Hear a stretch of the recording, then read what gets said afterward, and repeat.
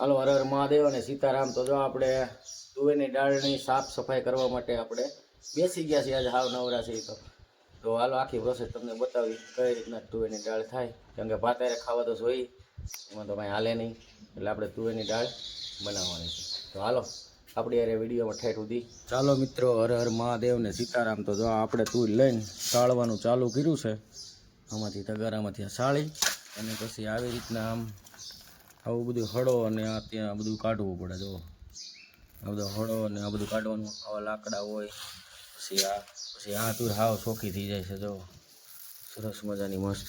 પછી સામે રહીને આ તુર રહીને એમાં પછી અને આ રીતના ચોખ્ખી કરવી પડે, ત્યારે તુવેરની દાળ બનશે આપણી માટે સ્પેશિયલ। હા જો પાછો આ કચરો પાછો અહીંયા નોખો કાઢ્યો, જો પાછું આવું નીકળે, એટલે આમાં ત્રણ વસ્તુ કાઢવી પડે, ત્યારે આવું બની અને એક નંબર તુર આપણી દેશીઓ ગુજરાતની જો અને ઘરની તુવેર દાળ થાય ને ત્યારે જ મજા આવે દાળ ભાત ખાવાની સરસ મજાની। એટલે આ આપણે સાળેલી છે, પછી આ એનું સાળણ કાઢ્યું છે અને હવાલાની અંદર આગળ કેમ હલાવી એ તમને બતાવીશું।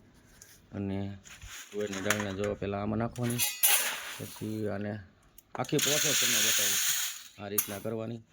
પછી જો આ સાવણાની અંદરથી આપણે કાઢી નાખીએ એટલે તમને ખબર પડશે કે કેટલું નીકળે છે આમાંથી। તો જો આને આ રીતના હલાવવાનું છે, આ રીતના હલાવશું ને એટલે આમાં જે કચરો હશે અડેલો છે એ બધું નીકળી જશે આમાં। જોઈ લ્યો કેટલું નીકળ્યું, તો આવું કાંઈ દાણાવાળું ના તે હોય ને એ નીકળી જશે। પછી હજી આપણે આમાં છે ને આમાં હાથ ફેરવવાનો આવી રીતના, આમાં હાથ ફેરવવાનો એટલે ઓલું બધું આડા હળવું હોય ને થઈ જાય, કચરો બચરો હોય બધું નીકળી જાય। પછી